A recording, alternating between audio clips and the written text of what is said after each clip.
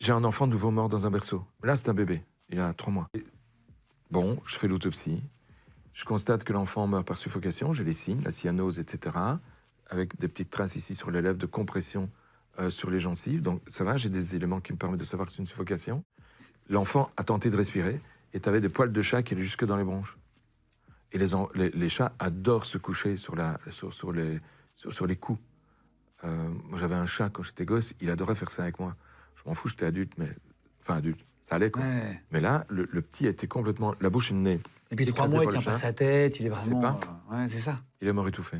Putain. Il faut jamais laisser...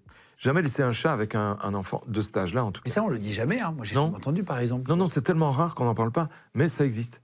Et quand j'ai fait lire ça à un copain, pour un peu voir ce qu'il pensait du texte, je fais ça de temps en temps, j'envoie un chapitre à l'un ou à l'autre, il me dit « Eh, fais pas ça, tous les gens qui vont avoir des chats vont s'en débarrasser dès lors qu'ils auront un enfant. »